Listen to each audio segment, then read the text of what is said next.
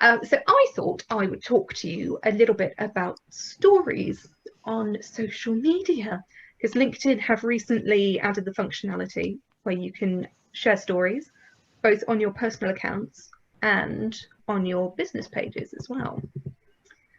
So if we sort of start at the very beginning and talk about what stories actually are. So stories are ephemeral content, meaning that they disappear after 24 hours.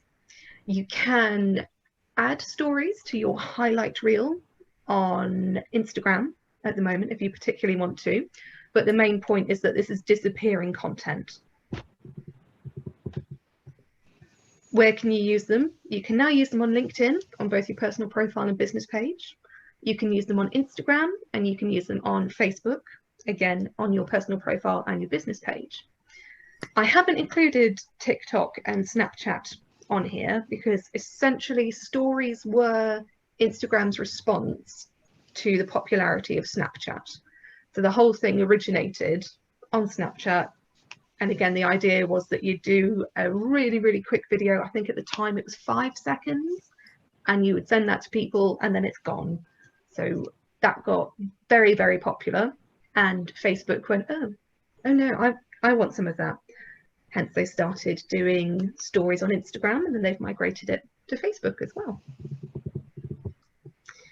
So if we talk about why people love stories, as we've said earlier, our attention span is like this long now, and we love really snappy, quick content that you can digest easily.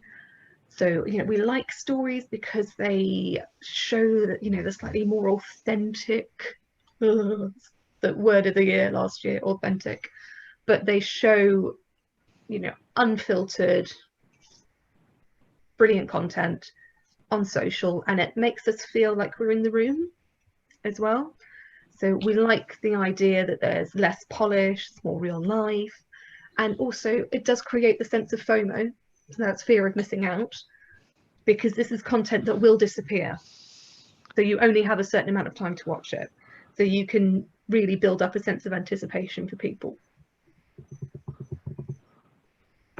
And say, why should we use them? And go back to a very, very old saying that I used to hear all the time when I worked in retail, which is eye level is buy level. So your stories appear at the top of everybody's newsfeed automatically. So rather than someone having to scroll for ages before they can possibly see your content, it's just up there. It's a headline as well, and it's one of the easiest ways to get more people to see your content. Loads and loads of people interact with stories. There are currently 500 million people who interact with stories on a daily basis just on Instagram. So that's not including Facebook, that's not including LinkedIn, and that is a huge, huge pool of potential customers. It is a great way to reach millennials and Generation Z. Again, we like short form content. It solves the perfection problem too.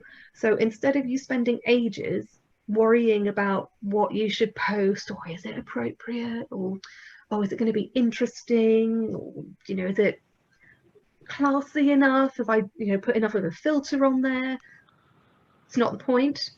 You're just taking a photo or a video and sharing it, and you don't have to obsess over it too much.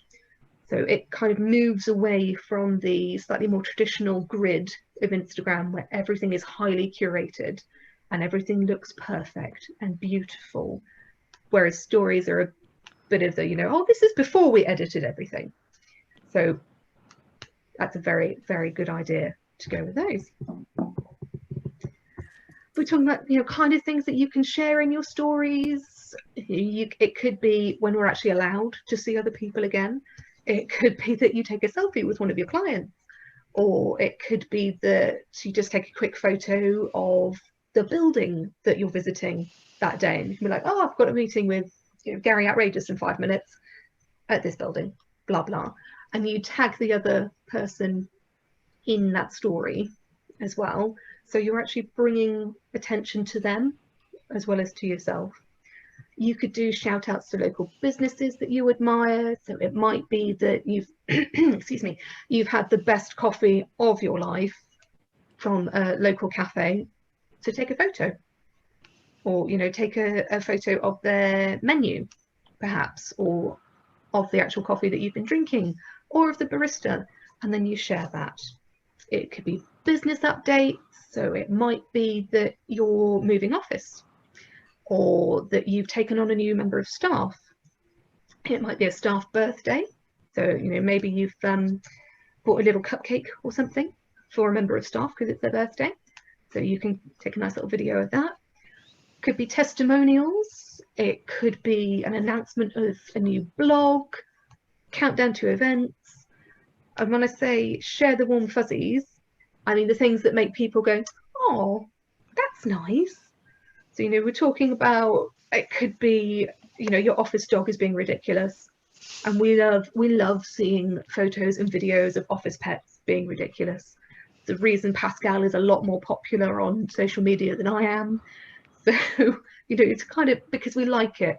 We like seeing these things that are behind the scenes, authentic, that word again, but the things that aren't a direct sell as well. So it's the kind of thing that we go, oh, that's funny, oh, that's really nice, without trying to convert people to spending money with you. Let's scroll down. So I've got a couple of best practices for creating stories for you. So here is a couple that I did yesterday. So you want to keep it visually clear and simple. So remember, you have seconds that people are going to be looking at this, not minutes. So I don't know how it's appearing on your screen, whether my screen's mirroring, but this one here, with all of this stuff on it, is too much. If you think you've got, I mean, stories now last for 15 seconds, but you've probably got about 5 seconds before someone's going to skip through it. So here, there is way too much for people to see. This is just a screenshot, but these two little bits here are animations as well. So that will be moving content. The frame moves as well. So there's a little kind of spotlight thing. And it's just way too much. It's really, I would not know where to go. And because it's too much and it's too much effort to work out what's happening, people will just skip straight past it. Whereas here on the right, my right anyway, it's a lot more simple. So we're looking for something that you can absorb very, very quickly. Don't want to use too much text on any one image, because again, it has to be absorbed quickly. So I would expect, if someone was looking at this one that's on my right, they're going to go from the top left down to the bottom right. So they're going to see my photo.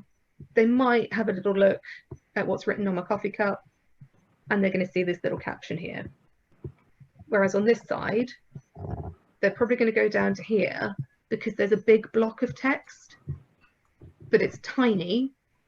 It's in a font that's not super easy to read when it's very, very small. And, we want to make sure that people can actually get the message that you're sharing on there. And finally, have some fun with it. Just have a little mess around with some of the settings. If you're concerned about doing stories for your business, have a play about with it on your personal profiles first, so you can work out where everything is. You can see what people are actually interacting with, see what kind of engagement you get with it, and then you can start introducing that on your business page as well. So that was pretty much it. It's a super whistle-stop tour of stories. Does anyone have any questions? With stories, what kind of what are the real benefits of using stories in terms of? I mean, I know that they're up and then they're gone, and when I get my statistics on, it's if I put up a story, it says so many people have viewed the story. But what does that mean? Does that mean Are they a good thing to do? Is what I'm asking. Really, is it? They are a good thing to do. Yeah, they are a good thing to do. It's the same with any form of social media. It's going to take a little while to build up an audience, but again, the idea is that it appears at the top of anybody's feed. So, I don't even know where my phone is. There it is.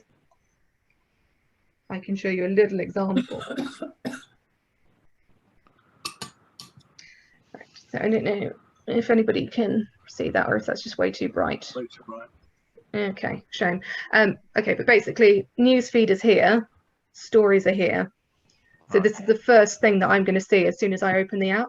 I'm going to see I've opened Facebook and I can see a small post at the bottom, but a load of people have posted. I don't know. It's a banner in the middle, isn't it? Yeah. Basically. Stories, but it says create a story. Yeah. So you can create your own story. That's the point. So it's the first little block that's going to come up will be specific to you, which is create a story, and then after that you've got everybody else's stories, and you can literally scroll through them. Laura. Yes. Let's hang out in a room. I know it's not stories, but that's Facebook's version of they're trying to keep up with Zoom, basically. So they've created Facebook rooms. It works the same way as Zoom does, effectively. Okay. So you can just create a room and invite people to join it, rather than send an invite, though. A lot of DJs use it on a Friday night to sort of have a little party at home, basically, and share it with all their Facebook people. Yeah. Makes sense, doesn't it? Yeah, that's what I've seen. Oh, I have another question, but it's about, have you noticed how LinkedIn, they seem to have changed their UI? They look a lot more Facebooky. Yeah. I really don't like that. Okay, that wasn't a question, but okay. Okay, why have they done that? Why have they done that? Okay, they are moving more towards it being a social network than just a digital CV hosting platform. And I mean, it was a big thing beginning of this year, end of last year, that Instagram introduced dark mode, that you could essentially have everything that was white on black rather than black on white. So LinkedIn, there's been a big uptake of the number of people who are actually using LinkedIn, mostly because of the current situation that we're in. So it's people kind of going, oh shit, I've been made redundant, I need to find another job. Or it could be that, you know, people are looking for support for their small business.